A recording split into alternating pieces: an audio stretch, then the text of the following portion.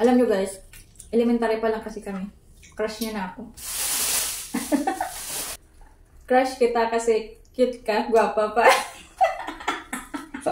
Hindi ka talaga siya gusto. Never talaga pumasok sa isip ko na maging kami.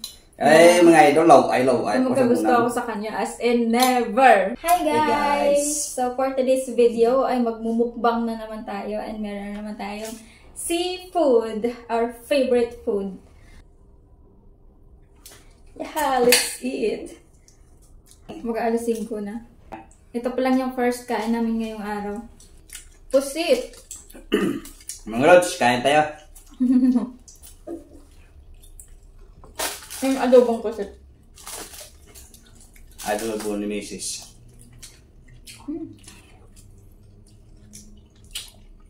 Ang sarap ng pusit. Yummy. Ang taba ng pusit. Sana hindi na kami magkaroon ng violation kasi yung last namin na mukbang na video, seafood din yun. Wala namang music, wala namang kami sinabi na kung ano-ano, nagkaroon ng violation. Masan palagpak talaga si Meta. May tamawa ka naman.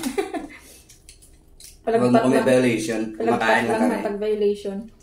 Kung saan pa yung tumataas na yung views, doon yung pa nilalagyan ng violation. Mga idol, sarap ng luto ni Mrs. Yeah. Pag ganito lagi, sigurado papayat ako. Pares tayo papayat. Masipag ako magluto, basta may lulutuin. Taba.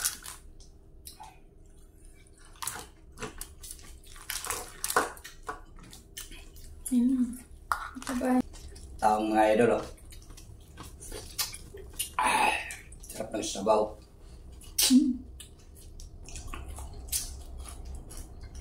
Masarap talaga pag may gulay, tanggal umay.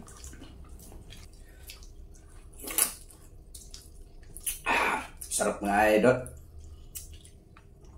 Anong sikreto mo? Ha? Pagmamahal mo.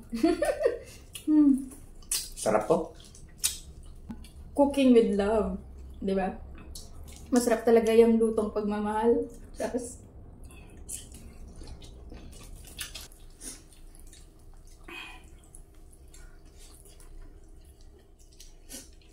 kung naniligaw ka sa akin, ilang buwan mo ba akong niligawan? Isang araw. Isang araw? Matagal ba yun? Yung niligawan mo ka? Parang umabot ba isang buwan? Ha? Umabot ba isang buwan? Yung panliligaw mo sa akin? Isang buwan. 2 weeks lang. Taon na tayo. Taon? Alam nyo guys, elementary pa lang kasi kami. Crush niya na ako. Nung high school kami. Nagsusulat-sulat siya sa akin, guys. Nubay ka! Nagsusulat-sulat siya sa akin nung high school kami. Nagsusulat-sulat siya. Kasi uso pa rin yung sulat eh. Nung high school, hindi pa rin uso yung mga cellphone, ganyan. So, hindi ako pinansya kayo, guys. Nagsusulat-sulat kasi siya. Mga idol, pangit ako, no? Hanggang ngayon, pangit pa rin ako. Naalala ko pa yung naalala ko pa yung... Naalala mo kayo? Yung sa sulat niya. Crush kita kasi cute ka, gwapa pa. Patay nga. Kadlok ba? No. Ay, salamat. Pero nung high school kami, as in, hindi ka talaga siya gusto. Never talaga pumasok sa isip ko na maging kami. Ay, mga idol, I love. Magkagusto ako sa kanya, as in never. Never talaga. Tinatawanan pa namin siya ng mga friends namin, ganyan. Pero, kaya pala hindi naging kami nun. Kasi, hindi pa yun yung tamang panahon. Diba? Siguro kung naging tayo noon, hindi naging tayo ngayon. Diba? Parang ganun. Tapos, ayun, high school. High school. Dahil hindi ko siya gusto nun. Nagkajowa ako. Tapos, wala na. Fast forward. Wala na akong balita sa kanya. Tapos, umalis na ako doon. Tapos, ay, Naglayas ako sa Negros. Punta ako ng Manila. oo, pumunta siya na mali. Ako nun, sa Bacolod ako nun. Siya naman sumunod. Oo, sa Bacolod ako. Tapos, pumunta ako dito ng Maynila. Wala na ata akong jowa nun. Wala na akong jowa. Nagparamdam siya sa akin. Nagparamdam siya sa akin ulit. Tapos sabi niya, Gusto niya pa din daw ako. Tapos ayun, 2016, parang nagkaroon kami ulit ng communication. Nagulat ako na nag-message siya ulit sa akin. Tumawag siya ulit. Pinsan ko pa na sabihan niya lagi na mag-ala. Tapos, yun, nanligaw siya ulit sa akin. Sabi niya gusto niya pa rin daw ako, Charis. Ganyan. Haba ng hair mo, te. Nanligaw siya sa akin, sinagot ko siya. Pero joke-joke lang. Joke-joke lang kasi hinihingian ko lang siya ng load. Hinihingian ko lang ng load, ganun. First lang nag-load sa akin. Goy, hindi ako nag-load sa'yo. Ikaw lagi galod sa ako na. Hindi ako nag-load sa'yo. Tapos, ayun guys, nakonsensya ako guys. Nakonsensya ako, kinap ko yung communication namin para hindi niya na ako makontak. Ganun. Tapos, ayun, nauso na nga yung, nauso na yung Facebook. Nauso na yung Facebook. Inad niya ulit ako. Inad niya ulit ako sa Facebook. Inad mo ako, diba? Tapos, nagulat ako, may tumatawag-tawag ulit sa akin. Hiningi niya pala yung number ko sa kamag-anak ko. Ganun. Tapos, ayun na guys. Gusto ko lang i-share yung love story namin. Love story yung nakaraan. Nakaraan pala. Tapos, ayun. Nag-add siya sa akin, tapos nagkaroon kami ng communication ulit. Tapos yung time na yon, timing na magbabakasyon, di ba? Magbabakasyon kami, sabay. Nagkasabay, nagkataon. Una ako ng bakasyon nun. Nauna siya. Tapos mga ilang araw, ako din. Babakasyon din ako. Parang nagkataon talaga. Ganun. Tapos ayun na. Province life. Tapos nung dumating namin sa probinsya, nakita kami gabi. Nagulat ako, binigyan niya ako ng chocolate. Bakit? Hindi, kasi parang kiniligaw ko kasi first time ko yung nakatanggap ng chocolate. Ligawan, matagal ka na nililigawan, di pa alam. Hindi ko alam, naniligaw ka kasi hindi naman kita gusto. Namimili ka ng pogi. Hindi naman kita gusto kasi Sa pangit din ang bagsak mo. kaya hindi ko alam na naniligaw ka na. Pero alam ko naman na may gusto ka sa akin. Pero hindi kasi kita ka-type, kaya hindi kita Sumbong kita sa mama. hindi kita masyado pinapansin. Mama, yung bata mo dito. Ganon. Haba ng hair. Tapos binigyan niya ako ng chocolate. Parang piniligaw ko kasi first time ko nakatanggap ng chocolate sa lalaki. Tapos imagine mo yun na, tinirahan niya talaga ako ng chocolate para ibigay lang sa akin. Tapos si Papa din kumain. Pinili ko yung para kay Papa. Well, si Papa naman talaga kumain nun kasi hindi ako mahilig sa chocolate. Tapos, Hindi kasi binibigyan chocolate sa Papa kaya ako lang nagbigay. Tapos ayun guys, nagbanding-banding kami, ganyan. Banding-banding daw. Tapos naligo kayo nun sa diba, sa Villa? Sa Villa. Naligo kayo nun sa Villa, niyaya niya kami, ng kapatid ko. Na-touch ako sa kanya kasi diba uwian na. Tapos, sasakay kami ng motor.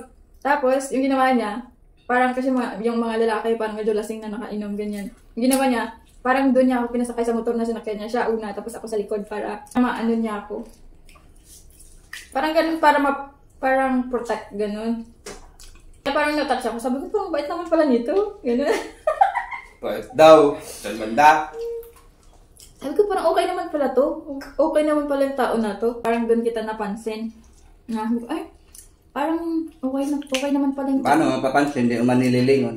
Parang okay naman pala yung tao na to. Parang, ano kasi siya, parang ano tawag doon? Pangit na. Parang gentleman. Ganun parang gentleman yung dating niya sa akin.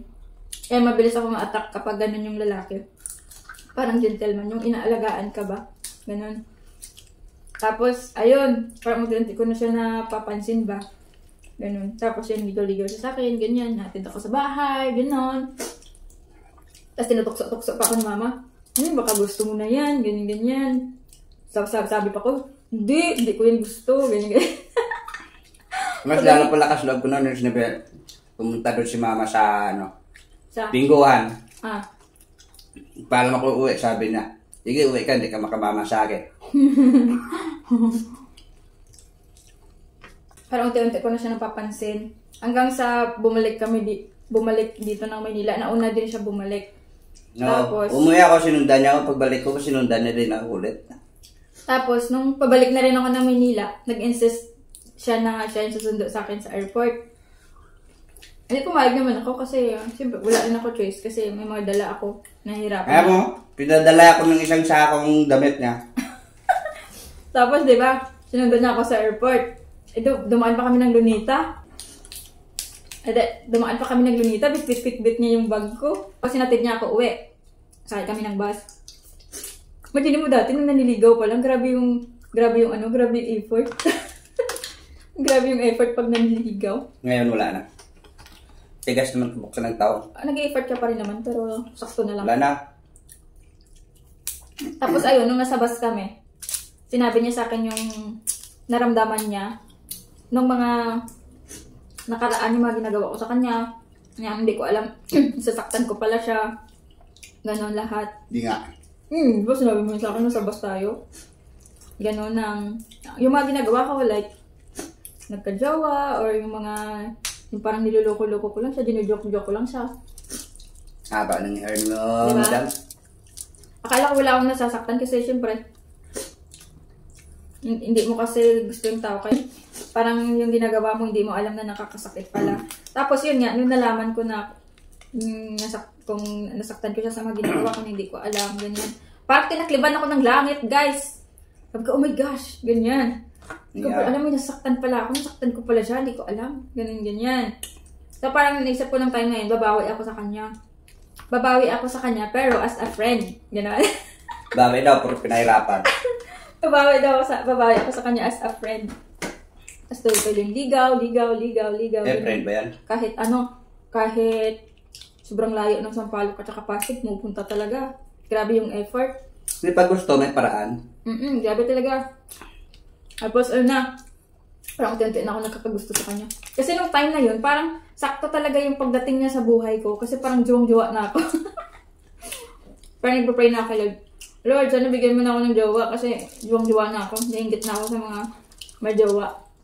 Kasi parang mga 4 na taon na yata ako nang walang jowa eh. Tapos yun guys, dumating siya. Parang destiny. Destiny. Hindi naman ako dumating, dumaan lang ako. Tapos ayun na. Parang ilang linggo lang ata yun Linggo? nung dito na tayo sa Maynila. Parang ilang linggo na lang yung paniligaw mo tapos sinabot na kita, no? Anong linggo? Ano ba? Medyo nakalimutan ko na. Ilang buwan yun? Ilang buwan din.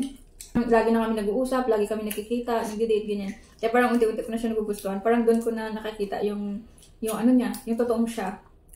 Ganyan. Tapos, ayun. Sabi niya, saan nga kita sanagot? Sa 7-Eleven. 7-Eleven! Sa 7-Eleven dito sa baba ng tinatrabawan kami sa 7-Eleven sa baba. Sabi ko sa kanya, punta ka dito, ganyan-ganyan. Punta ko dyan, basta sagutin mo na ako. Piniliban na may kasalanan. Namilit, ganyan. O sabi na, pumunta ako, basta sagutin mo na ako. Ganyan. Tapos ayun nga, 7-Eleven kami, sinagot ko siya. Wala, ano reaction mo nun? Sabi niya, parang gusto niya sumigaw daw kasi maraming tao. Haba ng girl ni ate. Ay, salamat. Tapos ayun guys. Paano yan? Busog na ko. Ubusin mo yan. Grabe ka naman. Tapos naalala ko, di ba first girlfriend niya ako? Alam mo na. Naalala mo yung Malala mo kaya? unang date namin sa Luneta Park. Tapos Malala kaya? Tapos nung hinatid niya ako sa work ko. Hindi, siyempre mahaba-haba yung biyahiin niya. Hinihinag ko siya bago. Ano? Diba nakakap kita bago ka umuwi? Haba ng year. Tapos sabi niya, tutulala daw yun. Ano ba yan? Kwento yun o chismis? Ang tagal niya daw nakatayo dun sa natayuan yun. Tulala nung niyakap. Nagchichismis si kumari oh. Nakakatawa kasi yung love story namin kung paano nag-start. Kasi parang unexpected talaga siya as in unexpected. Parang destiny. Ganun. Kasi parang tama yung pagdating natin sa buhay ng isa't isa, di ba? Parang saktong-sakto talaga.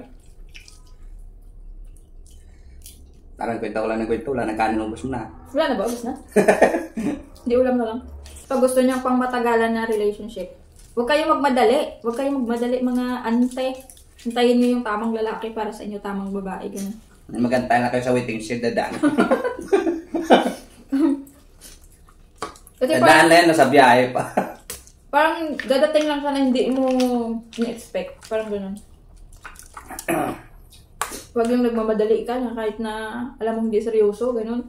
Ilalanin mo muna bago mo ipagkatiwalaan, bago ka bumigay. Yung okra, wag mo matago dyan. Okra. Sarap yun eh. Kahit okra lang kung masubuan lang kita. Ang hot! Subo ka lang mo lang. Ayun guys, that's all for today's video. Tatapusin na lang namin. So, busog na kami.